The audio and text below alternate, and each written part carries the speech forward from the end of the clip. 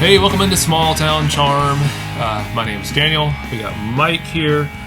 We got ladies back with us as we had before, Liz and Caitlin. Chris has, well, I guess he doesn't, I don't know if you count having COVID. I don't think he has it anymore, but he's quarantining. So like today, as we're recording this, it's the last day of his quarantine. So he couldn't make it, but we thought it was urgent enough to get this episode out that if we waited until Chris could do it, it'd be too late. If you're hearing this, Chris, it's too late. But so as we're recording this, the week before this earlier this week was the public hearing for the zoning ordinance rewrite, where basically everybody and it seemed like everybody and anybody in town decided to speak up with their opinion on the zoning ordinance, and then also. As we're recording this coming week on Thursday, March 2nd, is the BOC meeting where the second reading of that zoning ordinance will take place. And so we're in a interesting kind of middle spot right now where we have a chance to kind of reflect on what happened in the last meeting, and then also are looking forward to this upcoming meeting this week where things can happen, things can get done, they can get voted on, or they might not. I'm sure we'll talk about all that. But I think the three of the four of us here, Liz is the only one who didn't have comments, but she gave her time to me, so it's all fine. I was there. I gave my time to you. Yeah, I didn't have comments. I spoke for the both of us, and I probably spoke for about 20 other people who wish I wouldn't have spoken 12 for minutes? them. It was 12 minutes, and then I got cut off at 13 by the mayor. But anyway. Who wants to? I think it would be good to hear from. I think maybe each of us on like kind of how they thought Thursday went, or Tuesday. That's when it was. I keep getting confused. I'm used to being in that building on Thursdays. Yeah. But let's start with Caitlin. Yes. What did you like? I mean, you gave your own comments, and I think both of you kind of, Mike and Caitlin, you kind of went late in the round of comments. Yes. And a lot of those were yours were both kind of reactive is not the right word because I think that's not well yeah okay yeah. But yeah so I think you had a certain angle on how you felt things were going, and you definitely I think changed some minds in the room more than probably anybody else. So I'd love to hear kind of your thoughts on how that leading up to when you spoke went, and then also kind of what you said in that meeting. So I'll talk about even leading up. Seriously? Go ahead. Leading up to the meeting, before the meeting even started, I was nervous because I had put myself out there spreading the word. Let's get people to this meeting. Let's show up. Let's tell the commissioners how we feel.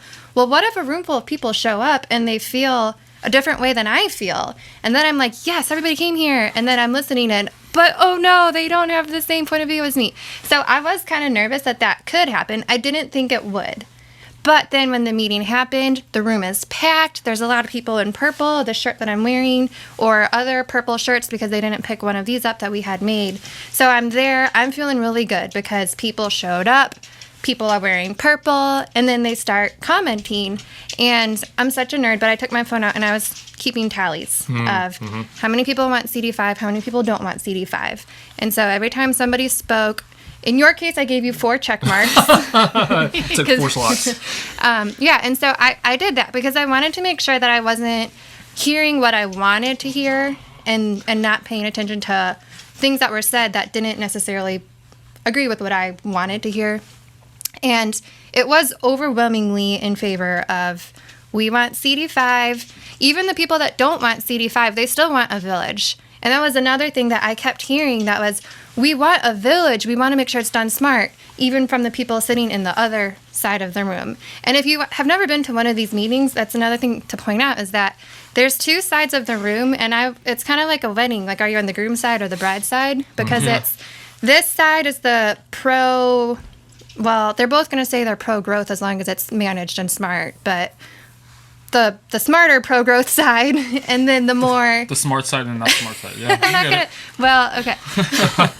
The point is made. So, I forgot. I lost my train of thought. You just said you were talking about the division between the groups of people. Yeah, there is division, and you feel it in the air. Mike pointed this out in his comments, where somebody from this side of the room speaks and this side of the room claps. And then somebody on that side of the room speaks and that side of the room claps. And so I had this speech prepared in my head and I didn't go with it. I went in a completely different direction because I'm sitting there, I'm hearing a lot of, we want a village. Even if we don't want CD5, we still want a village. And so my comments were basically, commissioners, please find a way to work together to make this a 5-0 vote, because that's the only way that this dumb division goes away. And it's probably not ever going to go away, but it's the only way that it starts to go away. It's the only way that we start making those baby steps to start healing this division, because this division is not healthy for any of us. And if it could go away by getting this 5-0 vote, that's what I went up to ask for. I think Daniel pointed out like the big benefit of going late. You and me went late, and it was like already an hour and a half into the comments. Yeah. And then, so from my perspective, I went up there, it was like an hour and a half into the comments. I knew I was going to be towards the end. And all the facts were already set. So everybody kind of made their arguments, and now it's like you're just repeating people's facts. Mm-hmm. But then I also realized that, and Joel kind of alluded to it later after the comments, that the majority of people that went up there weren't 100% right on everything. So, like, the people that think that CD4 can be CD5 are wrong, and the people that want CD5 that think that you cannot get some sort of a downtown area with CD4 are also wrong, right? Mm-hmm. So, like, and then you have the whole division of, and throughout the night, too, like, I mean, there was, like, shots at both of us. Both of us. I mean, people were making, like, people go up there to make fun of the shirts. People go up there to, like, directly quote me from something that I said either in a podcast or in comments. And it was, like, this weird feeling of, like, this is so toxic, because I know that whoever stands up, I know exactly what they're going to say. And it was just bad. You kind of brace yourself. Like, they call somebody's name and you're like, oh, I know what this is. Like, I know exactly what's going to happen here. And then, yeah, just being like, and then the realization that the majority of people that spoke up went too hard to either side.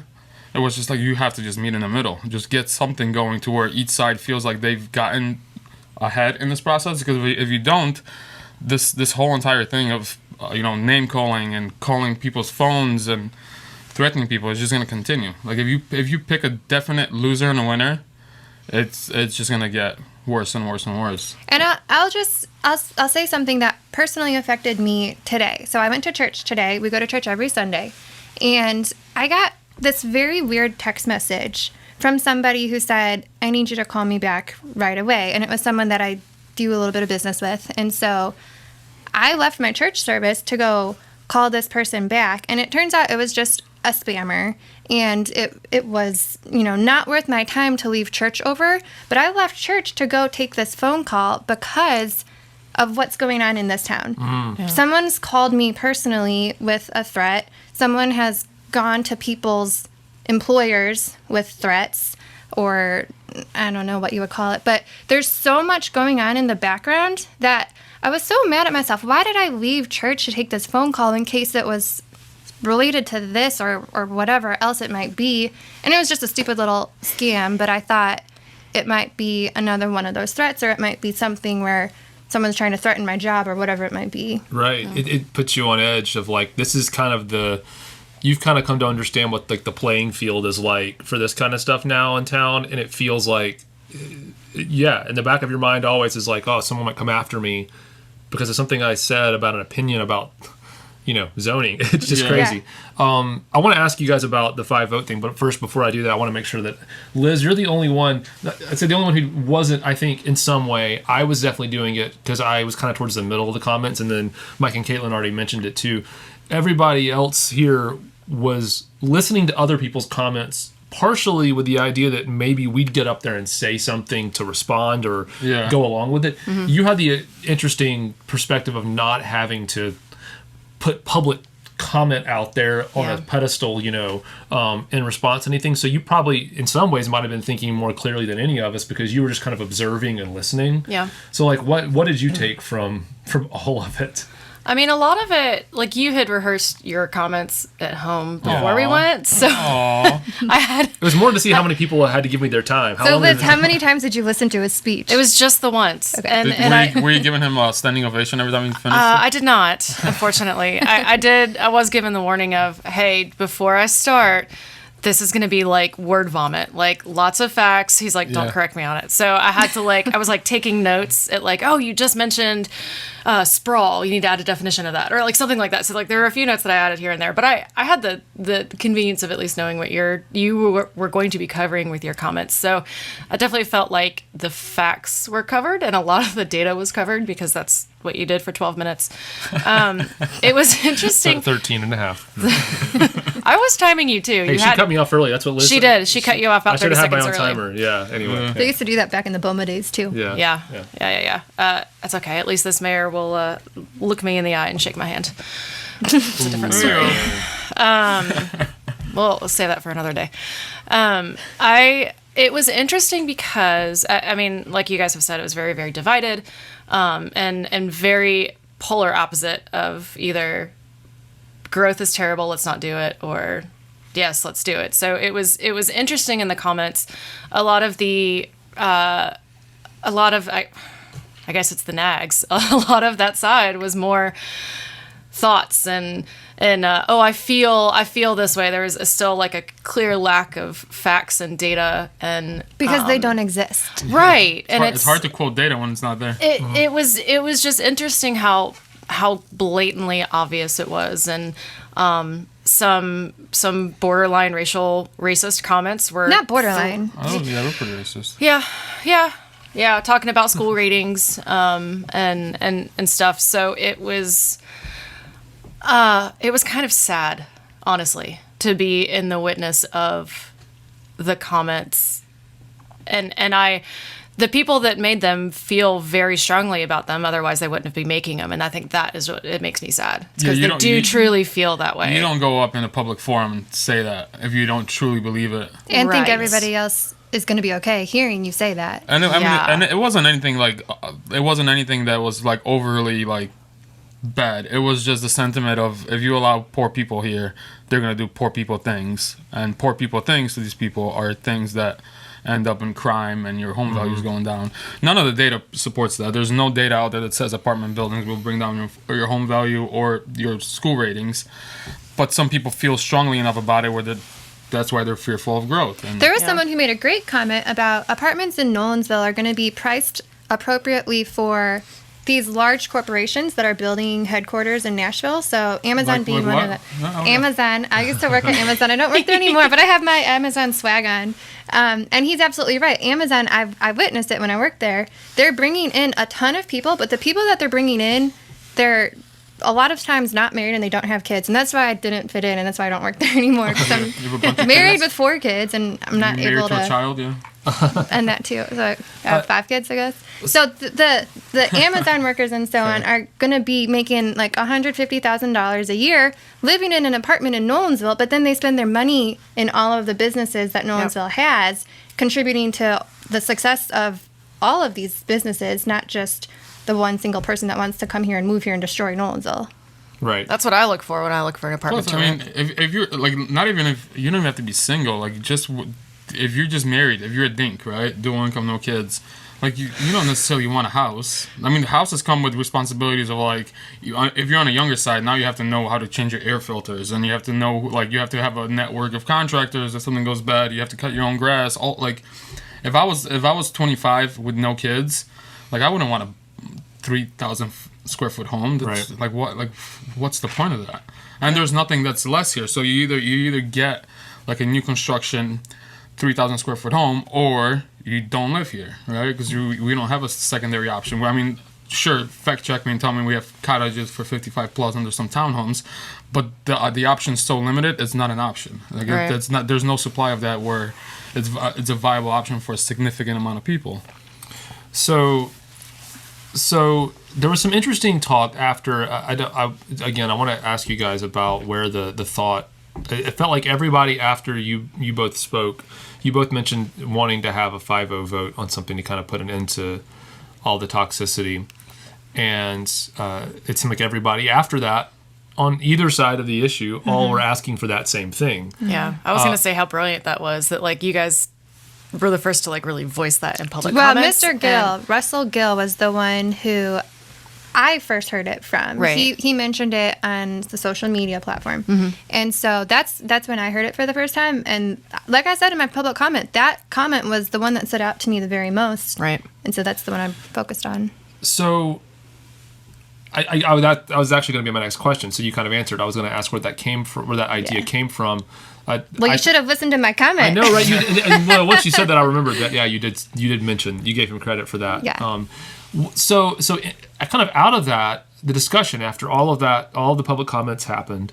I don't think anybody who's plugged into this issue and knows any names or faces was surprised by what anybody said on either side of the issue. You know, we kind of all, if you pay close attention to everything, it kind of all went based on who was in the room. It went the way you'd expect it to go.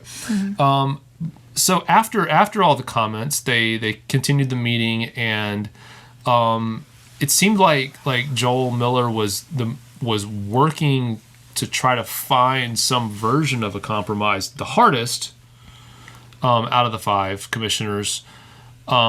It was hard for me to kind of take the macro view, the what is the big picture of what he was getting at really well. Oh, we had to watch it like 5 times. Yeah, do you guys have a good read on what he was working towards achieving? So, I mean, first,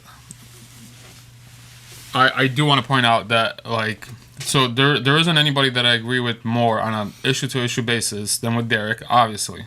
But there isn't anybody that puts in more work into their presentations and into their voting than Joel. Like the idea of him spending, and then what he did spend a ton of time. You can tell he spent a ton of time.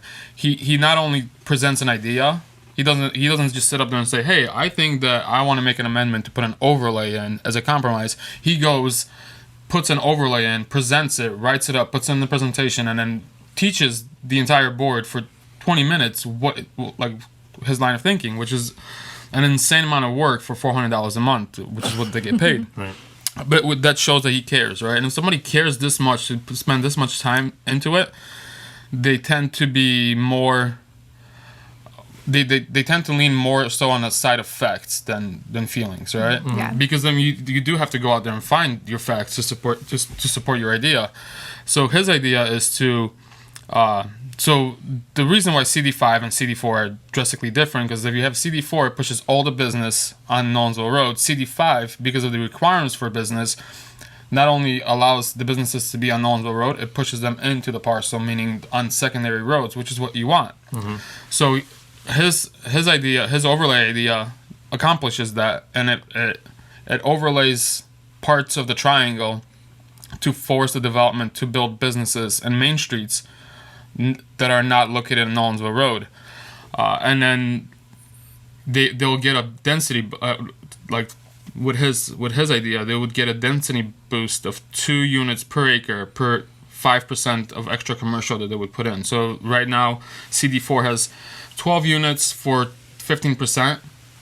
They can get 14 units for 20%, 16 units for 25%. So the more commercial you put in, the allowance is to get you more units, and that's just from an econ level. It makes it viable. The more units you have, kind of subsidize your project, bigger investment. But the bigger percentage of commercial basically ensures you that you're going to have a secondary street with businesses on it. So that, again, I think a lot of us who are fighting for CD5 to come back, what you're getting is I don't care what you call it. Like, it's just, the idea is that you want there to be, I mean, at the end of the day, what I really care the most about is just I just don't want all of the businesses in that area to just be some more strip malls on Nolensville Road. Right. That's really, with a giant parking lot to support it, kind of behind it. That's really like the number one thing that I am trying to fight for. The density, again, it's just if the developer thinks that's what they need to make the project viable, great. Honestly though, if we get a commercial area that is not on Nolensville Road that's walkable, I don't care what the density of everything else is. I'm just trying to be kind of more realistic about, like you're saying, like it's kind of fact based. Like what is most likely going to attract a developer or make a developer feel like their project is viable, it's probably going to be a little bit more density. But I'm not like, none of us are fighting for density's sake. Right. So I think that like what you're, based on my very limited understanding, a compromise, if not exactly like what Joel is suggesting, something like that seems like a decent compromise in some ways. Is that? I mean, does anyone have? Liz, do you? I mean, when you like were listening to what he was saying, were you like, oh, that's a terrible idea in any way? I think we talked about it last time too. Like, I give him credit where credit's due. Like, he's trying, and Mikey said it too. I think he's putting in more effort, I feel like, than anyone else to actually put up a compromise. And I think that's a huge testament to him listening to what's happening. And I know Town and Country, like, that was his kind of concept initially, and everyone loved it. Yeah. So like I absolutely give credit where credit's due. Like, you can see that he is actively trying to find something to bring the two polar opposites together. And like you said, anything to avoid, just please no more strip malls on Nolensville Road. Like, really, that's the idea of the town center, the village center, is just a business line street that we can actually shut down. Nolensville Road is a state road. We cannot close it. That's a big thing. Mm-hmm. Like, I would love a commercial street with awesome spaces to hang out and I think whatever it's called, however we get it. I think you also have to kind of realize that a commercial like the negs will tell you that they are for the growth. They just want smart commercial growth, which is. So think about it this way: what's more charming to hang out at, downtown Franklin or Cool Springs Mall? Yeah, right. Because absolutely. if you don't include density, you're gonna get a mall. You're gonna get an outside mall or an outlet store or what? Take away all the density out of downtown Franklin, and all you have is a strip of stores. Mm-hmm. There's no life out there. No one's walking their dog because they just got home from work. There isn't a kid walking back from school. There isn't somebody that's walking down the stairs to grab a cup of coffee that they, in a coffee shop they live above. It's just people are driving there, getting out of their cars, doing their shopping, and getting out of there. Yeah. So there is a difference to that charm thing. And Nolensville Road will never become that. Nolensville Road will never become that charmful, like, let's go for a stroll and let's walk down Nolensville Road. Yep. It just won't. In order to get something like that, you have to create a secondary road, something that we as a town are in complete control of, something that you can put a Christmas tree on in the town square, something you shut down and you have your parades down, right? So that's the idea. But in order for that to happen, in order for that to feel authentic, because this isn't the authentic way of how it used to be done. It used to be done parcel by parcel, landowner by landowner. This is going to be more likely than not master plan. So it's going to be almost to a point fake. Somebody's going to come in and build everything at once, which is kind of scary if you think about it. But that's the way that things are done now. So in order to replicate something like that, you need to replicate all of it, not just the commercial part, not just the road part. You have to put people there, because every little downtown has a lot of people there. Every little downtown is the most dense area of any town that it's in. Yeah. I think sometimes they're picking apart different parts of our arguments and saying, well, if we need more revenues, we can just up the commercial. Well, okay, if you up the commercial, that's great, but we also need the charm factor to go along with it. And that it's okay to up the commercial on this side of town, but we also don't want to give up what you're describing. Yeah. So I think I was encouraged by the conversation overall, I think, at the end of that meeting. But now we have another meeting to go to, and we're running out of time here. So I want to make sure that we kind of cover the important stuff. There's a second reading of the ordinance this coming Thursday, March 2nd. And if they wanted to, they could vote just to finalize it the way it is and just be done with it, right? That could happen. Yeah, yes, they could. Yes. What I think if we're trying to encourage them to bring back CD5 or what it means to us in some way, the thought would be encourage them to make some changes still, and maybe either don't vote on it or make some changes then vote on it. Is that something I think do? that yeah, go ahead. I'll just go real quick and then you can go.